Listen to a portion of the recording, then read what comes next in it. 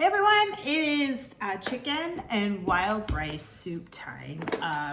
Also, this recipe is being shared this time of year on purpose because it is an awesome way, instead of using chicken, to use leftover turkey from Thanksgiving, Christmas, any of your holiday meals where you have turkey. So I'm not sure if you're in the camp of, when buying turkey, buy the biggest one you possibly can. I am, because it doesn't take much longer to cook a little more. And then with some awesome recipes, you can eat that turkey for a while. You can get some things in your freezer. And so it's also relatively inexpensive turkey compared to other meats. So great way to do that. So I'm gonna show you chicken and wild rice soup, but if you choose to use the turkey, you'll just obviously sub that out. Okay, so here are the things that you will need. So if you're cooking along, pause. After I give you the list, grab your stuff and then resume. Either a bag or a Instapot multi-cooker pot. You're gonna need your chicken or your turkey, wild rice, pepper, salt, sage, thyme. Always need some thyme. Your veggies, you need onions, carrots, and celery, and then chicken stock, okay? Here's another little hack that you can do with your turkey. If you use the bones, the carcass, you can make turkey stock. You could use that in here as well, or make that turkey stock. And I like to, when I do chicken stock or turkey stock, I just freeze it in like 8-cup bags because it's perfect for soups. If you need to freeze it in smaller quantities, by all means, that works as well. So right now, you're gonna get all your veggies cut and diced, okay? So here is mine. There's onions on the bottom, celery, and carrots. And I use it like a entire yellow onion, an entire heart of celery, and then like one of the smaller bags of whole carrots. You can use anything. You can use those little petite carrots, cut them up. You do need them cut a little bit, otherwise they will not cook quite properly, okay? So once you get all your veggies diced, as you're working, you can drop them in your pot or your bag. Okay. All right, and then I'm gonna go ahead and add seasonings next. So in here I've got the thyme and sage, and remember you've got all the measurements in your meal plan, your recipe. And then my next one is salt. My caution on salt, if you are using store-bought stock, which today I am, they're typically heavier in salt than if you are making your own. So although the recipe calls for salt, that definitely is an area that you may need to tweak. Do a taste before you serve. You can always add more. As you know, you can't take it out. So start small, increase from there. And then I'm gonna add some pepper. Okay, that's probably about a ½ teaspoon of that, but you have that measurement as well. Okay, and the next thing I'm gonna add is my wild rice. Okay, and that just goes in as is. If you like to add any type of white rice to the mix, you can. I would recommend like a jasmine rice or something, because it won't get quite, wild rice takes longer to cook than traditional rice. So the jasmine rice won't, or brown rice won't get quite as mushy as fast, if that makes sense. So if you are freezing this, your next step is chicken, okay, or your turkey in here. And I already,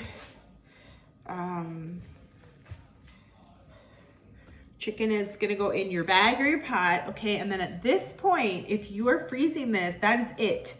I don't usually recommend freezing the stock in the bags because it takes a lot longer to freeze, takes up unnecessary space in your freezer, and has a tendency to leak and spill. So if you are freezing this, this is it. You're gonna put this in a bag. You will keep your stock on hand for when you're ready to make this, okay? But as you probably can guess, because I'm using the pot, I am gonna go ahead and make this today. So what I like to do with stock is this is 4 cups, okay? And it's probably not quite enough, depending on the quantity of everything you put in your recipe. If you're kind of following this and not, you know, cutting in half, you are going to need more like 6 to 8 cups. But what I like to do is cook this, you know, as is, because after cooking is done, you can add more stock to, you know, thin your soup, but we're also going to add some cream then. And so it just helps, similar to with the salt, right? We can add more at the end. And then that is it, okay? So if you're doing like crock pot slow cooking, you can cook this all day long from frozen or from thawed. I am gonna use the multi-cooker, and I am going to put it on the soup setting, which is 30 minutes. If my chicken was completely frozen, 30 would be perfect. I'm gonna reduce it just a tiny bit because my chicken is mostly thawed at this point. So I'm gonna do about 20, I'll say 6 or 7 minutes. And so I'm just going to put in the multi-pot, set it to soup, start it, which I can do right now.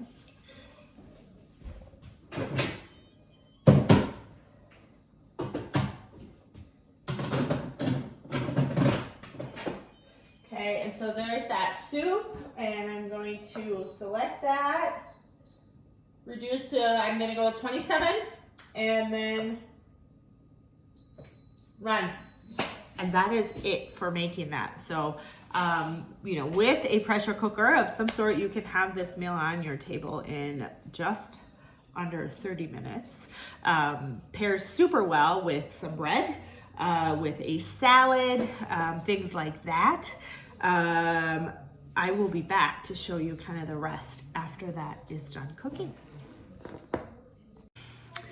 All right, our soup is done, and you can see, look at the, on both sides of that multi-pot, you can stand the lid. So it's super nice because then it just dries and drains, which is awesome. Okay, so everything is done here. This is hot, so just gonna kind of show you what that looks like. So remember we talked about possibly adding some extra broth, which we will. But before we do that, I'm going to grab, this is actually a salad chopper, and it is, I think, the craziest tool ever, but it is really great for shredding chicken. And when you're using a crock pot, you can just kind of, right, I just am spooning these up. You can use the scoop side to just dig in and cut. This is a crazy tool, but I do love it for shredding meat. I also like it for if you need to do bacon. Excuse me. It's great for bacon. You get 2 cuts in one, and then if you need to like pan fry bacon bits, that kind of thing, it's awesome for that. Okay. Okay, so I've got all my chicken cut up pretty good, and it is so tender when you cook it this way that it will continue to kind of break up as you stir. So I'm going to simply stir at this point. And then the first thing I'm gonna add is our the heavy whipping cream.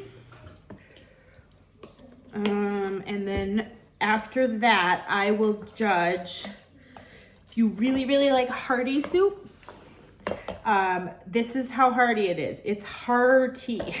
If you want it more soupy, then at this point you would just add the extra stock or broth that we talked about earlier. So that is it, you guys. This is a massive amount. It is so good. And again, great recipe for leftover turkey. This will feed my family for about 2 nights. I usually do a salad and some bread on the side. and everybody's happy. It's a tummy warming recipe that's got lots of veggies and whole grains, which is awesome. So hopefully you enjoy. We'd love to hear some feedback on what you think. If you used it with chicken, if you used it with turkey, if you've done both, like whatever. This is such a great recipe to use all the time. So we'll see you soon.